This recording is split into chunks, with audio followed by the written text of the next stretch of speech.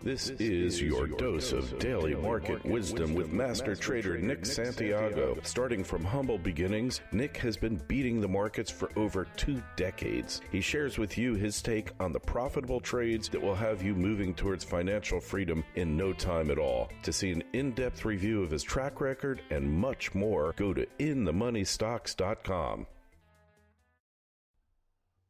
Welcome. This is your daily dose of daily market wisdom with master trader Nick Santiago. I'm Kerry Lutz. Today is 11/25/2020, day before Thanksgiving. We're going to be taking off Thanksgiving and Friday, and we'll resume next Monday. In the meantime, this is show number 166, and well, Nick, we're looking at the unemployment numbers today. Nothing real encouraging there, is there? No, there was nothing great out here in the unemployment front. We had the weekly initial jobless claims. Normally they're on Thursday, but being tomorrow a holiday, we had those numbers released today. They upticked to 778,000. Today's number was higher than last week's revised count of 748,000. As for continuous claims for the week ending November 14th, they decreased by 299,000 to 6.071 million from a revised count of 6.37 million. So nothing terrible here, but you could see as those lockdowns increase, we're getting an uptick in weekly claims, and that was to be expected. I have to say I'm not at all surprised by today's uptick in those numbers. Yeah, well, the surprising thing is that people are putting up with this stuff, you know? Well, that is a surprise, and I guess that, the more you push somebody and the more they take it, the more they'll be liable to get more given to them. So, if you look at these states, if they haven't rebelled yet, I don't know if they're going to rebel. Yeah, well, some places they've had it. In upstate New York, they've had it, that's for sure. But I don't see any great rebellion in the offing. But you never know. And, hey, so what are the markets doing today after yesterday's incredible rally? So yesterday we had a pretty impressive rally. Today we are pulling back. We have the Dow down about 164 points right now. That's a decline of a little bit more than 0.5%. The Russell 2000, which has been a major winner recently, that's down about 0.9%. So that is pulling back as well. You have the Nasdaq positive, but albeit just by a few points here. So that's basically flat. And then you have the S&P 500 down about 0.4%. So we are getting a little bit of a pullback here ahead of the holiday. And you're also seeing some selling today in the financials, which have been very strong, and energy, which has been very, very strong. They're seeing some money come off the table. But remember, both of those industry groups or both of those sectors were severely overbought in the near term. So I understand that money that it will pull back here. That's not a big surprise. All right. So anyways, to be expected. I mean, we hit a record on the Dow, didn't we? We did. We got above 30,000 yesterday on the close, and that was a new all-time closing high for the Dow. And today we're getting some backing and filling. Now, we didn't blow through the 30,000 level. We closed yesterday at 30,046. So today we're trading at around 29,885 at the moment and getting a decent little pullback. And again, not a shocker when you get a little bit overbought. That's what you do see, some backing and filling. Yeah, we had 2 days of a very intense rally. Yeah, it was a very good rally. The volume trends were not massive, but it was definitely a good day for the Dow and the Russell 2000, which represents the small cap companies in the United States. I mean, that has made new all-time highs, and that has been the laggard since 2018. So that's a big positive right there when the Russell leads, when it represents small cap companies in the United States. That's a big tell, and that's had a great run. But again, that's way overbought right now. That's extended. So anytime you get to those, somewhat parabolic moves and you go vertical like that, you will get some pullbacks. Yeah, we would expect that. Hey, just briefly looking at gold and silver, they got slammed yesterday. Today they're making a little tepid move. Yeah, not much conviction on this bounce. Again, gold and silver are oversold near term. They've had some really good declines recently. So I think we got a little bit more to do on the downside. then I think gold gets real attractive. I'm looking at a lot of gold miners right now. I mentioned that yesterday. I've worked out so many levels for them, but I'll be looking to jump in on the gold mining names shortly. But I'd like to see one more dip, and I think it's time to pull the trigger on the long side. And when they do go up, this could be a really sustained rally, huh? Well, I think right now we'll see how they react at the buy points.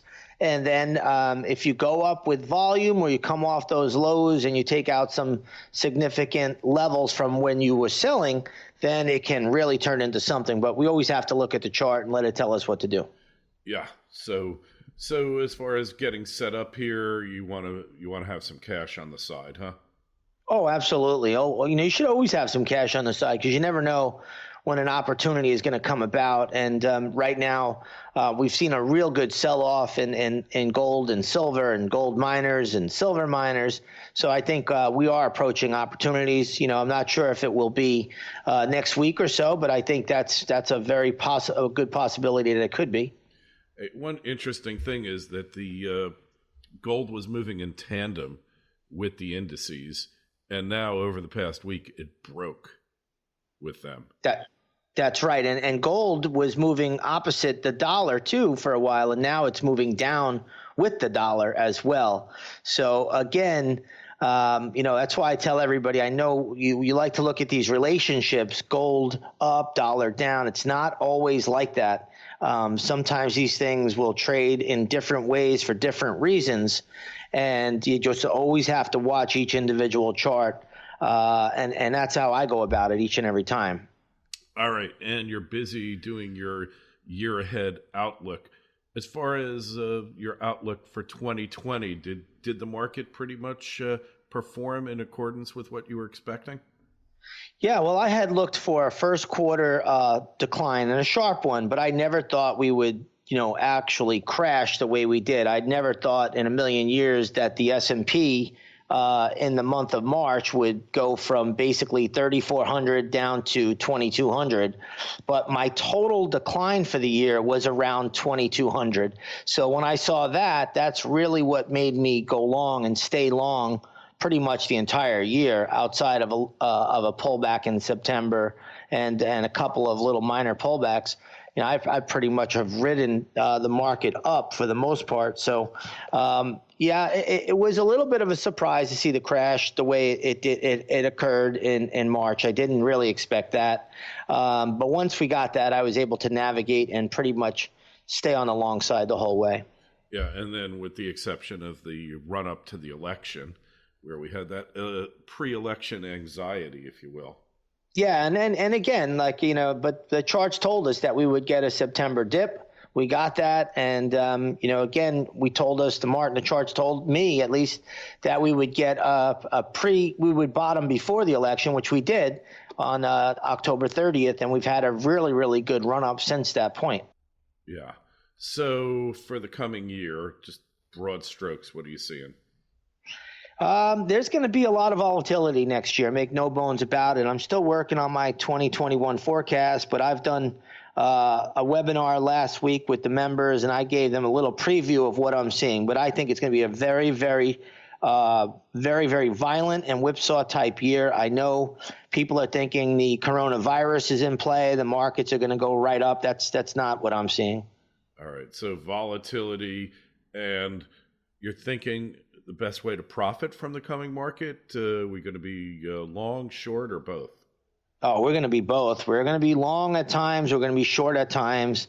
But just remember, the 1 year of a decade is not an easy trading year. So if you don't know what you're doing, you better get educated on the charts, because the stories out there that the media feeds you is not going to hold water. All right. Well, I think we will take that wisdom and call it a day and call it a week. We will be back on Monday. So in the meantime, go take a look at Nick's site, inthemoneystocks.com. The Twitter feeds are at ITMS, at Nick Santiago01, at Kerry Lutz, and send us your emails, kl@kerrylutz.com. Everybody have a happy Thanksgiving. Hope you're breaking all the rules with quarantine and everything else, and maximizing the holiday. That's what I'm doing. And Nick, we will talk to you next Monday. Sounds great, Kerry. Happy Thanksgiving. This concludes another episode of Daily Market Wisdom with Master Trader Nick Santiago. For more information, go to inthemoneystocks.com and see Nick's full trading record, or check out the Twitter feeds at ITMS and at NickSantiago01.